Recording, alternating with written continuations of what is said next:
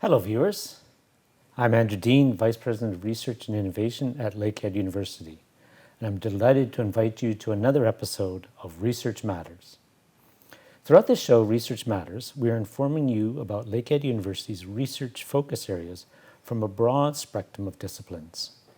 We invite exceptional and brilliant researchers who are making meaningful contributions towards our sustainable futures.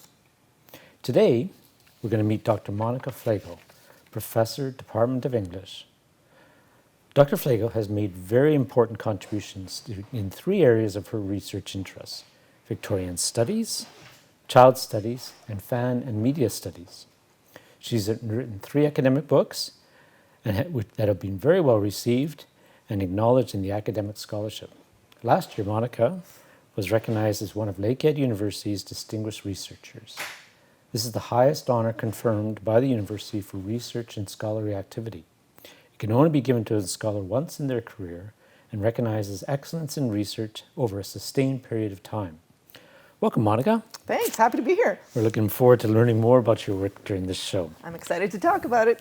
So, Monica, can you tell us a little bit about your research and in particular how this research is very much about primary curiosity-driven research? So I, as you noted, work in three pretty different areas actually in English. So started in Victorian studies, moved into animal studies, and I'm currently doing fan and media studies. And the curiosity part of it was very much part of how I was raised.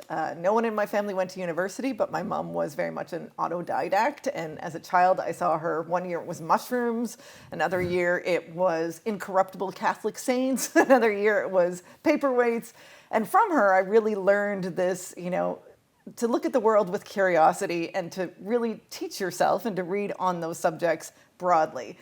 As you know, that doesn't always fit well in the academic world. In the academic world, we're often trained towards very narrow areas of research. You develop a deep level of expertise in one field, you publish in that field, you talk to scholars in that field.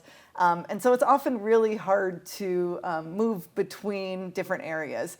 And so for me, I loved Victorian literature. It's where I started. It's where, I wrote my first book, which was on cruelty to children in 19th century England. And I was very much in that Victorian child studies frame. But I really benefited actually from moving to Lakehead, getting a job here, because at a smaller university, but in a department that covered a wide range of interests, I was allowed to teach in a lot of different courses and to create a lot of courses that followed my curiosity. And that led my research to go in different directions. That's a wonderful journey. It's fun. Can you tell us about some of the areas of research, some of the projects that you've worked on now or in the past that would be interesting to the viewers? So I started with focusing on narratives of child protection. That was my first book that was looking at representations of abused children in Victorian literature. From there, I got really interested in the overlap between the emergence of protection of children, protection laws for children and protection laws for animals. There were, in fact, actually organizations that were framed to protect both at the same time. And so that led my research to go into the area of what I like to call kids and animals. What's up with that? And that focused on pets and domesticity in Victorian literature and culture, which was my second book. A lot of fun to work on. But then I started to work with other colleagues. And the first one was Dr. Jenny Roth in gender and women's studies. We got interested in the area of fan fiction and copyright law. So we co-wrote a number of articles together with a grad student as well. We did a fifth one, Jessica Seymour. And then I moved into co-editing a book on cruel children and popular texts with Dr. Chris Parks. And my current research is on superheroes. And I'm not entirely sure how I got there, but I am definitely enjoying that journey. And that is with Dr. Judith Leggett, Superhero Culture Wars. So that's where I'm at currently. Wow, impressive topics. Sometimes the view of an English professor is very much as a solitary sitting at the desk, not interacting, but you mentioned how your collaborations with at least three colleagues in the English department, which I know is a very active research department. Do you also are able to involve students in your research? Yeah, so Judith and I did a project. It was funded by the Dean's Summer Research Internship Program, I think it was called. McKenna Bachner, he's currently doing a master's degree, I think in New Brunswick. And we did a whole series of YouTube videos called Unboxing the Internet, where we looked at comment sections of YouTube videos and discussed them within the framework of fan studies. And McKenna has co-written a chapter with us on, it was called Not My Captain America, and it was responses to Sam Wilson, who was the first African-American, the second African-American Captain America. So that was a really fun project to do with McKenna. You must find that the students really want to work with you in different areas because it sounds so topical and current. It is, and so one of the things is I found that I've done a lot of supervision of graduate students because I've moved into, like, all of my work has been cultural studies, but specifically moving into popular culture. I have supervised students looking at representation of gender in video games. I've looked at one who, focused on social media. So there's quite a broad range of interests that they work in now. Okay. Sometimes funders are needed for this kind of work. Can you give us any idea of some of the funding successes? Yeah, so my Pets and Domesticity was funded by a one-year SSHRC grant, which was incredibly important and allowed me to go and do research at the British Library.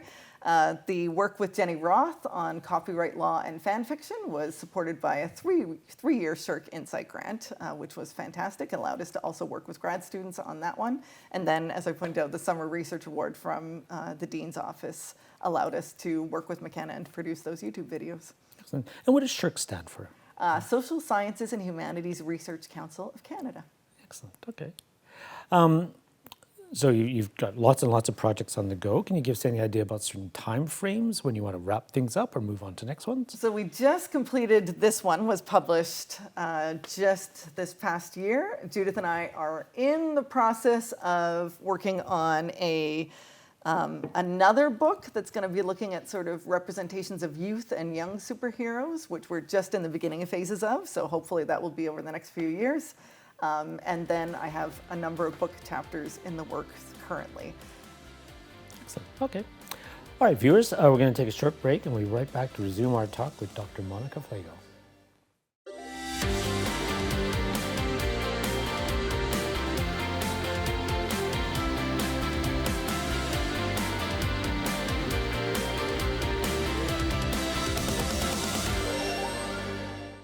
Welcome back, viewers.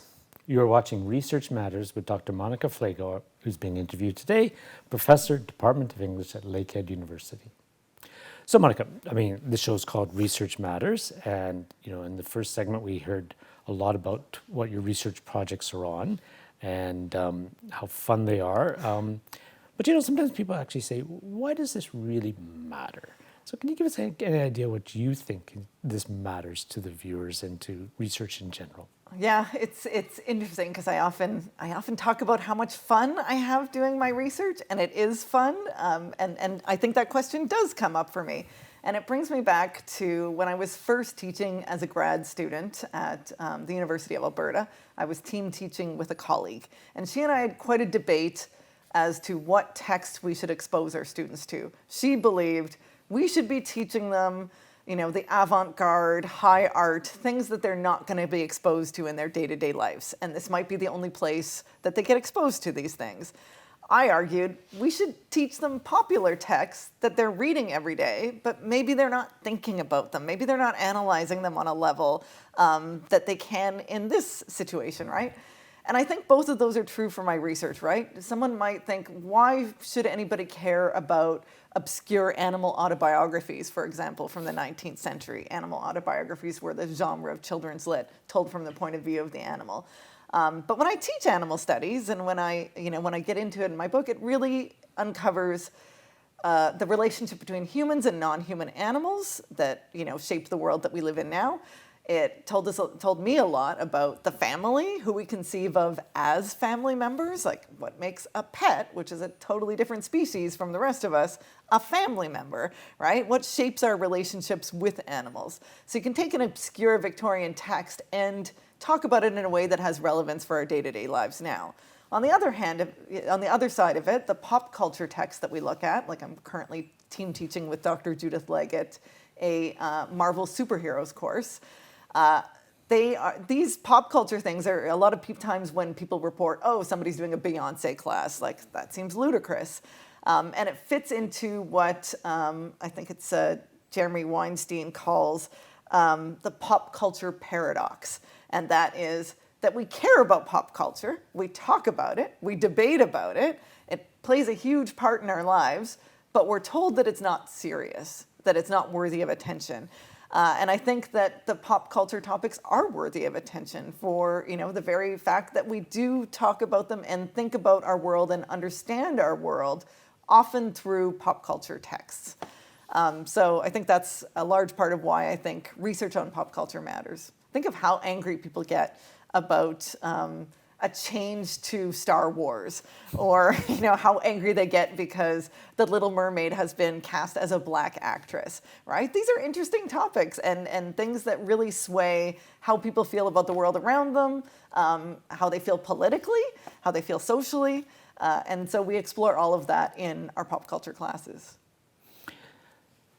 I mean, sometimes people might say, well, that, it's frivolous, or it's not really what the world really needs. It's not creating the next wonderful innovation or invention.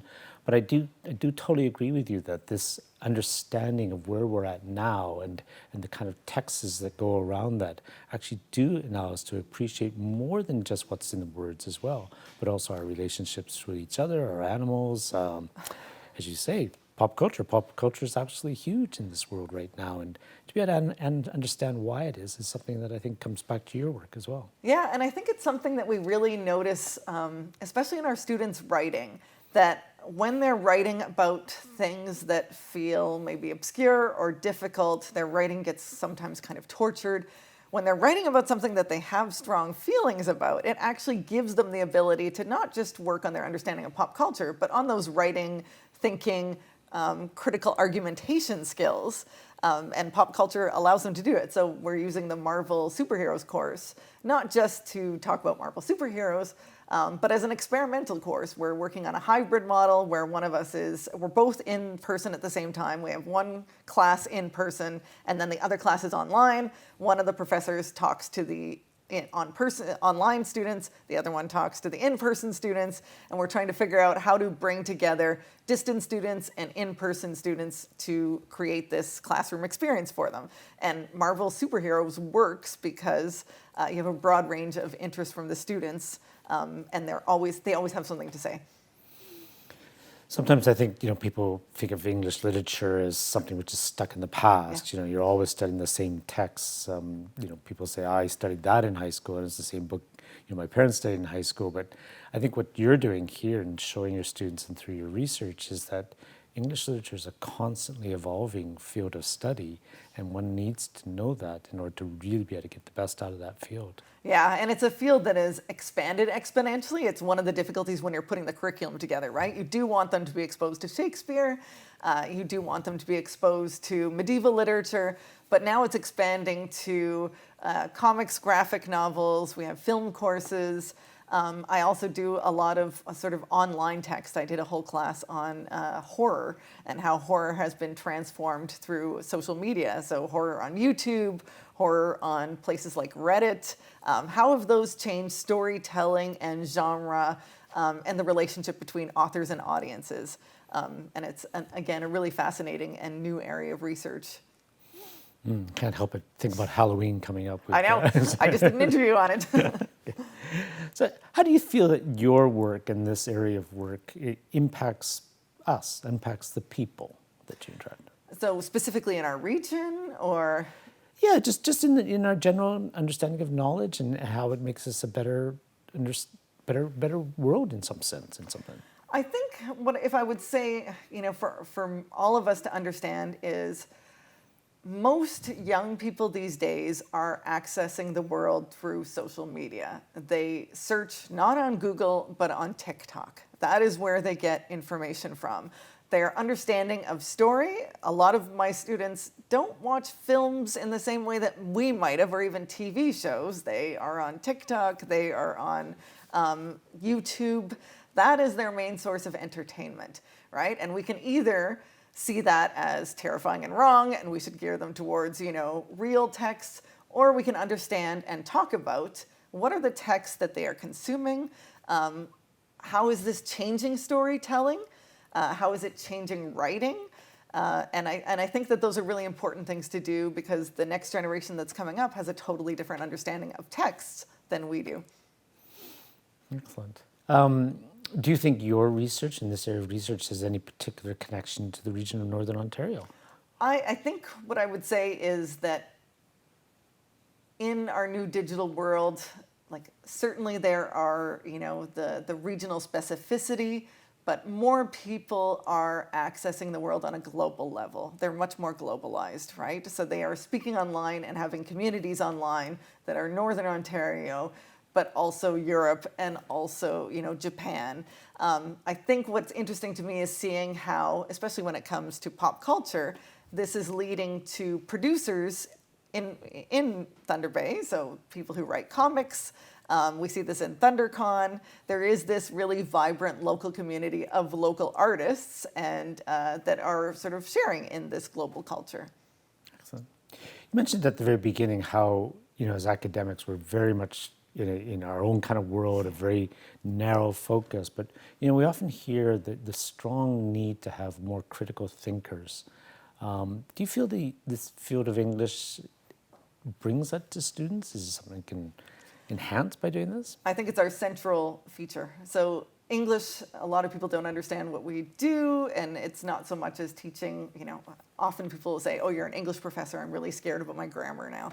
And while we do teach grammar and writing, that's kind of not the main focus. Our main focus is actually critical thinking and argumentation. So using text to craft arguments, persuasive arguments about interpretations of those texts.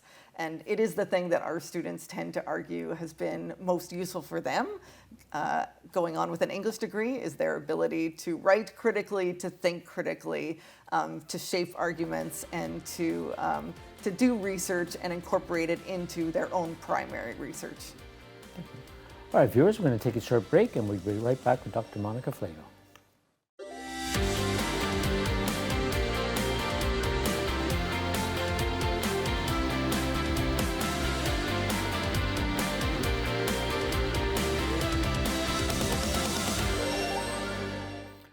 Welcome back, viewers.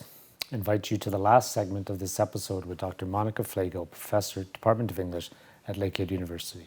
So, Monica, we've heard so much about the diversity of your work and how you came from Victorian studies and curiosity driven to pop culture and what students are interested in now and how you are connecting with them, especially through pop culture and Marvel work. Can you give us any ideas of maybe applications of this research, where you might think it's going, or even public talks or anything like that? So I've done a number of public talks. A number of them have been with Dr. Judith Lakehead. So we did a very well-attended one, which was called Did Ghostbusters Lead to Trump?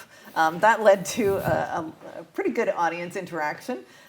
We've also done ones examining Rotten Tomatoes, the critical site, and looking at how that has sort of fed pop culture wars, cultural wars discourse, but also fights between fans and critics. One of the things that we're sort of moving into in the future is thinking about the role of the critic online, right?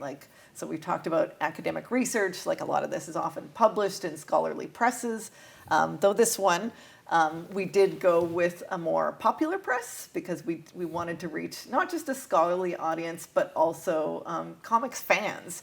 And it did get reviewed on a comics fans website, which we were very happy about.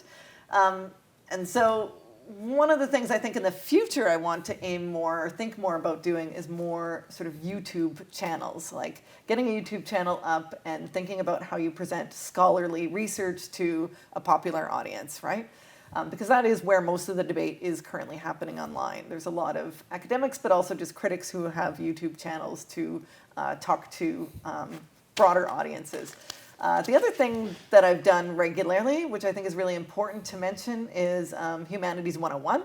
It's run through the Faculty of Education. And it is an outreach-based program that seeks to reach underserved audiences, like so people who might have financial, cultural, social barriers to education, to give them access to university level lecturing. And I've done that for years. And Judith and I just did one on comics, teaching comics and why being able to read comics, comics as a genre, and the politics of comics are worth studying. So that was a super fun place to access. And I've also done some interviews. There was one on crazy cat ladies and the history of crazy cat ladies that I did for CBC, which was, I did it during the pandemic, so I was inside a closet, which is how podcasts got recorded. So I'm sure the viewers would probably want to know a little bit more about the crazy cat lady. Totally fascinating trope, and I have an entire chapter actually on the crazy cat lady in Pets and Domesticity. In this book, I looked at different configurations of the family with pets. So pets as a means of couples coming together. That was one trope that was present in a lot of literature. Then I looked at the bachelor and dogs, why men and dogs get associated with each other. And then I looked at sort of the spinster and the cat, and what that association came from. And a lot of it was really about highlighting sort of failed femininity, right? So this idea of if a woman isn't successful as a mother or as a wife, that she has to turn to cats for her consolation. So I sort of untangle that sexist trope and the work that it did in that time period. Fascinating. Yeah. I do, go back to your thing about Rotten Tomatoes and how the world of reviewing movies or shows has really changed a tremendous amount with social media. It has. For the better, for the worse. I mean, I remember before going to a movie reading long reviews of this. Now I'll just quickly say, well, it was 76 on Rotten Tomatoes. Is it worth going to see or not? I don't know. It's one of the things I'm going to talk about, hopefully, in my lecture that I'm going to do during Research Week, is I'm going to look at the effect of what we call the mainstreaming of fandom. So fandom in its early days was very much a subculture. So you think of like Revenge of the Nerds, that construction of nerds as this subculture very set apart. And the idea of going to a fan convention would have been super weird in the 70s and 80s. And now fandom has been really mainstreamed. And so Marvel movies are the mainstream. Comic-Con is a massive event that everybody goes to. And what effect has that had on culture and popular culture and politics as a whole? And I think it's had some benefits, but it's had some serious drawbacks, is what I plan to argue.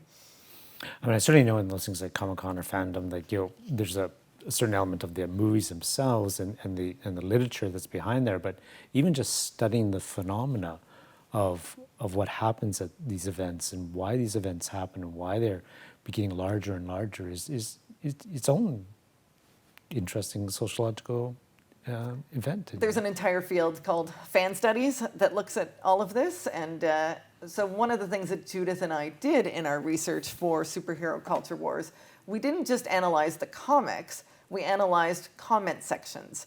So how are people going online debating this, and what are those debates telling us about how Marvel markets itself to its audiences, the debates between the producers and the consumers, right? Who has more power? We might have assumed in the past that producers had all the power, but when you're dealing with a fan base that says, no, Luke Skywalker is like this, how dare you do this to my character? With the advent of social media, suddenly producers have to care a great deal about what fans think. And is that to the betterment or to the worse for storytelling? If you're trying to tell a story that makes your fans happy, which fans do you listen to? Who are it's the loudest ones? So it's made it really interesting in terms of your question earlier. How does criticism change or affect the kind of movies we get, the kind of stories that are told? Fan studies is really examining like how much storytelling has changed as a result of social media and the ability of fans to influence what creators are saying.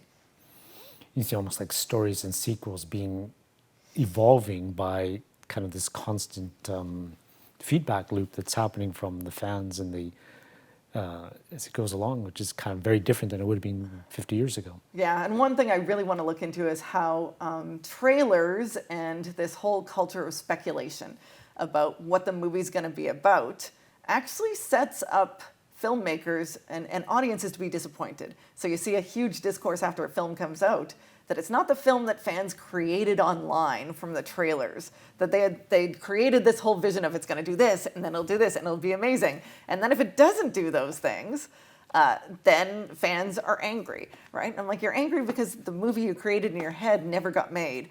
And so this is something creators now have to deal with, right? Are they creating expectations that are then going to set them up with an angry fan base? Fascinating. Yeah. Totally different way of storytelling than we've had in the past. You're absolutely right. I mean, I often think this movie's going to be this because I've seen one or two trailers, yes, sometimes which are different trailers as well. And the trailers are cut by totally different companies, sometimes than the ones that produce the film. Yeah. And you say, well, I saw all the best lines in the trailers, or that's where I didn't think it was going to go. Yeah. It's real art. So where more can we hear about your projects? Well, you can always email me. It's mflegel@lakeheadu.ca, and I think I'd be happy to answer any of the questions about any of this. Thanks so much. So thank you, Dr. Monica Flegel. Your vast and expansive work across a broad spectrum of subjects is very important and impactful. We're going to wish you the very best as you continue to contribute to your writing and publications, presenting your research work on various platforms, as well as teaching and guiding your students. So viewers, we'll meet you again very soon with other great researchers from Lakehead University to discuss their topics and why research matters. So my name is Andrew Dean. I'm Vice President of Research and Innovation at Lakehead University, wishing you the very best. Thank you.